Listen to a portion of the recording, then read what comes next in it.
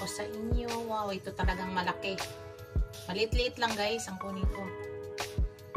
Tapos yung gulay, luto na yan. Mamaya na yung sili guys. Tapos yung labanos, pakita ko sa inyo.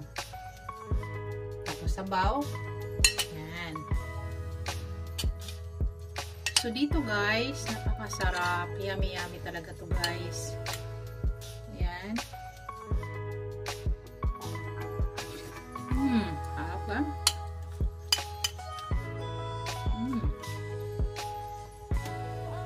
Gulay niya guys.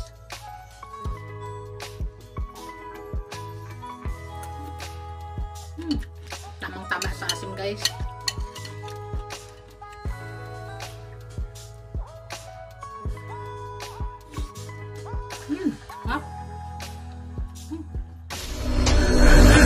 Hello guys! Welcome back to my channel, Bake Cuisine!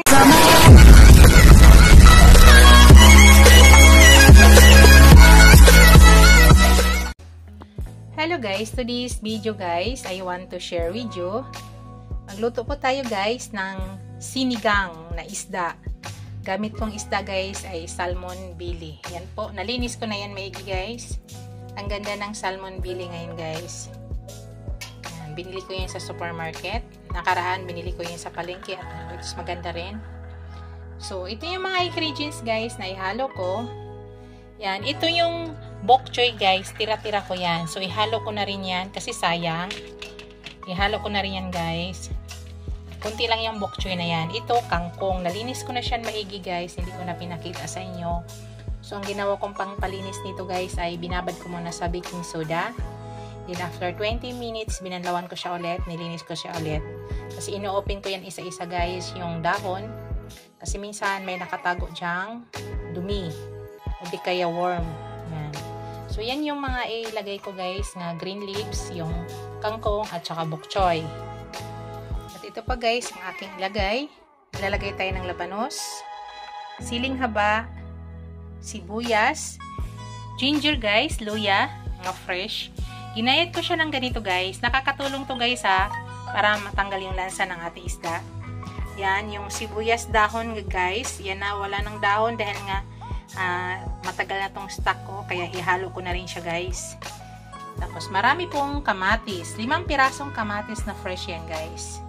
Hindi ko po tinanggalan ng buto. Ihalo ko po yun. Tapos yan, instant na sinigang mix ang ating gagamitin, original. Yung malaki guys, yung 44 grams. Tapos mamaya magamit tayo ng patis at saka asin. So tara guys, start na po tayo sa pagluto. Pakita ko sa inyo guys. Hello guys, mag-start na po tayo. Maglagay ako ng konting olive oil guys.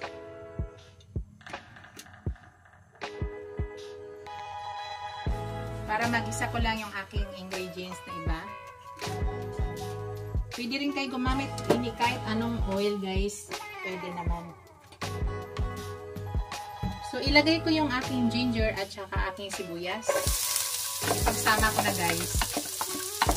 Para lumabas lang yung aroma niya guys. Kaya igigisa ko po siya.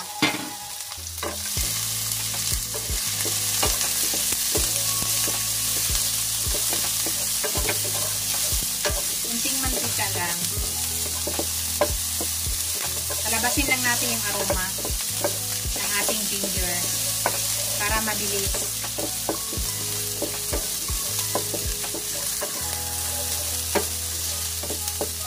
Bago pala lahat guys, i-shout out ko muna yung aking mga channel members, ang aking mga subscribers, viewers, silent viewers, mga super chatter. Maraming salamat guys sa walang sawang suporta nyo sa aking channel.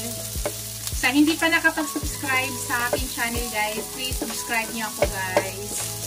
At huwag kalimutan, paki-hit yung notification bell, paki-on nyo po guys para updated kayo sa lahat ng upload video ko. Maraming salamat. So palabasin muna natin yung aroma ng luya guys.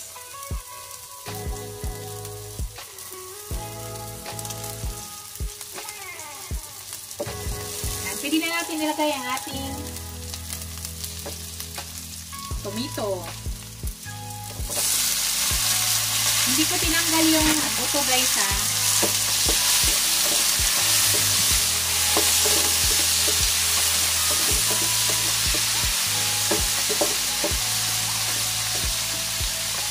Para malapsa agad yung tomato guys, tatakpan po natin. Ganun po ang ginagawa ko. Takpan natin. Check natin guys. Pag tinakpan guys, madali lang po malanta. Ang bago ng ginger guys. Amoy na amoy ko. Maraming kamatis yan, 5 piraso. Masarap kasi yan pag maraming kamatis. Natural na asin. Pero maglagay din tayo ng instant. Mapang-asin original. Takpan ko muna ulit guys. Sweet ulit natin yan guys. Durugin muna natin yung ating kamatis bago tayo maglagay ng tubig. Para pag pakulo natin ng tubig ay mabilis na lang po. Durog na yung ating tomato. Check natin ba guys kung madurog na ba. O yan. Durugin na natin guys, yan. Taglit lang siya durugin. Gusto ko durog siya bago lagyan ng tubig para madali na lang.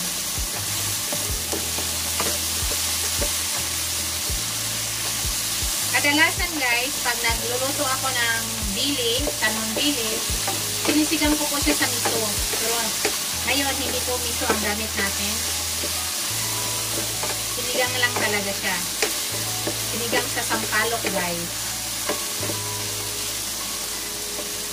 Hindi po miso. Sinigang sa sampalok ang gamit natin ngayon. Yan. Durog na siya guys. Ganyan pong gusto ko na durog muna bago lagyan ng tubig. Para madali na lang sa pakuluan. Ang ilalagay natin tubig guys ay mainit na para mabilis na lang siya.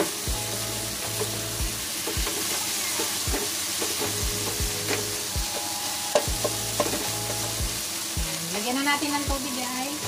Nasa inyo kung ano kadaming tubig ang ilagay nyo. Estimate nyo lang guys sa amin. May maraming isda. So, ganyan siguro ng tubig. Check ko muna guys.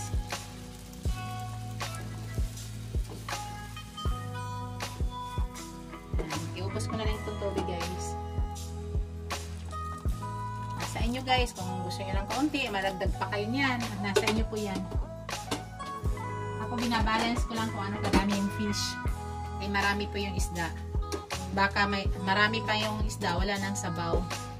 So pangit naman na magdagdag tayo ng sabaw. Pag andyan na yung isda, di na maganda. So takpan muna na natin guys. Pakuluan natin ng mga 15 minutes para lumabas yung aroma. Bago natin mailagay tayong iba. Palabasin ko muna talaga yung aroma ng kamatis guys at saka ginger.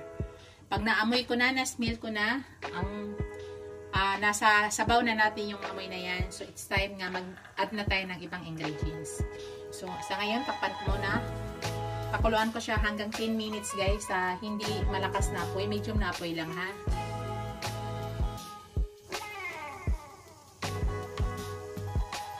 I-check na natin, guys.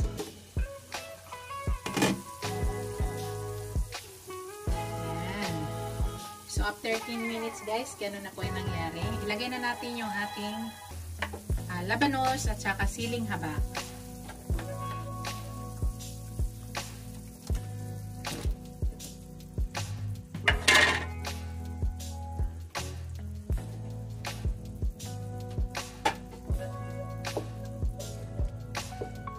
Bakit ko nilagay na agad yung siling haba guys? Gusto ko lumabas yung aroma na.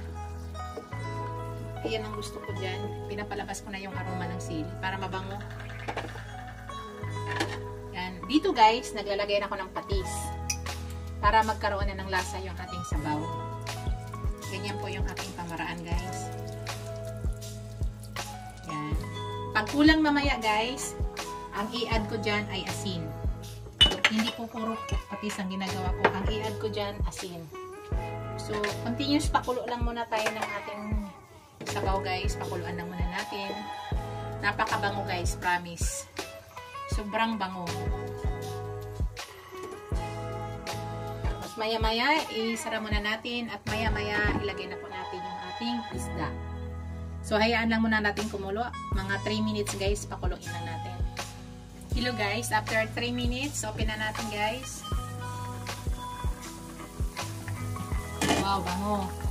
So, dito guys, bago ko ilagay ang aking fish, nilalagay ko na yung aking sampalok instant. Magkaiba-iba po tayo ng style sa pagluluto guys. Ito po yung style ko sa pagluluto. Dito sa sabaw, bago ko nilalagay yung isda, andito na lahat ng lasa.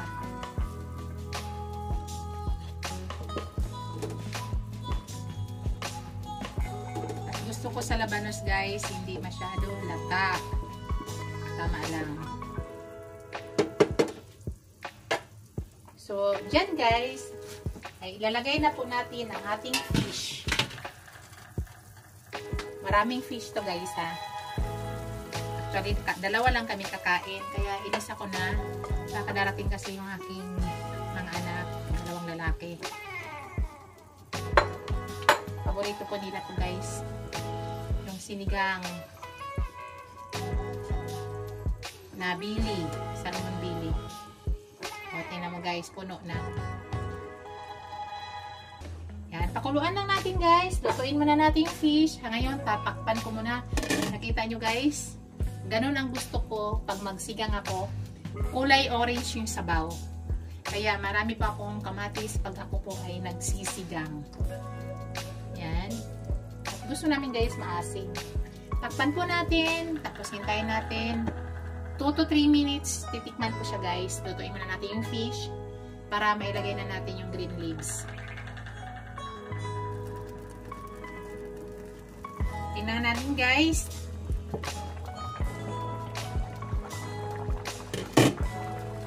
Wow! Dahan-dahan lang guys para hindi nadudurog yung ating fish. Bago ko ilagay yung aking green leaves guys, titikman ko siya muna. Kung anong idadagdag natin. Nakita nyo yung sabaw guys? Oh, sobrang malapot. Sarap guys. Talaga yung nangigibabaw yung ginger.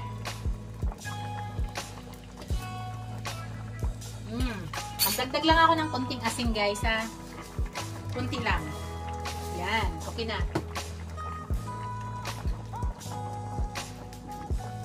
Gandahan lang po. Sobrang lapot. Yan. So niluluto lang natin yung fish. Kunti na lang guys. Tikman ko siya ulit.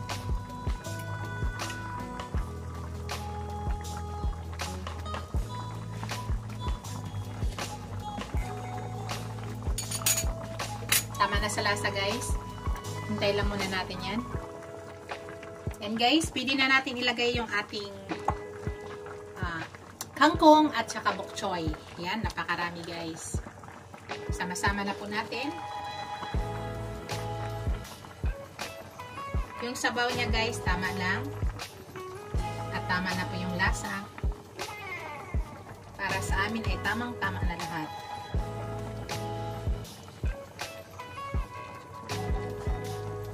Natin sa gilid yung gulay para makita niyo yung isda.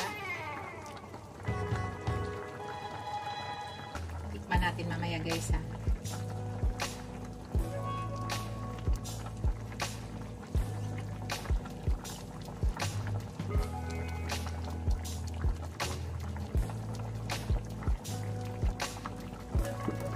Yan guys ha. Kita niyo. Yan. Hindi dapat nadudurog guys ha. Ayan. Ilagay na natin yung ating sibuyas dahon guys.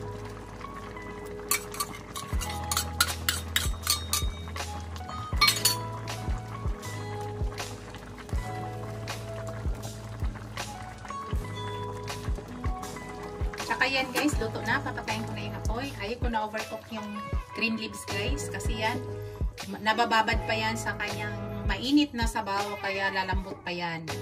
So, ganyan po ako magluto, guys. So, ngayon, ang gagawin natin, guys, titikman po natin, ha? Pakita ko sa inyo. Pakita ko sa inyo. Wow, ito talagang malaki. Maliit-liit lang, guys, ang kunin ko. Tapos yung gulay, luto na yan. Kamay na yung sili, guys. Tapos yung labanos, pakita ko sa inyo. Tapos sabaw. Yan. So dito, guys, napakasarap. Yummy-yummy talaga to, guys. Yan. Harap ba?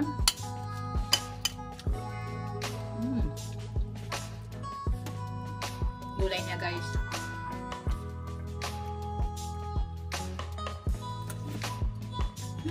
Sarap.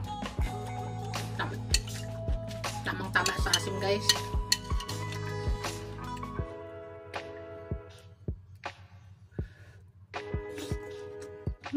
Sarap.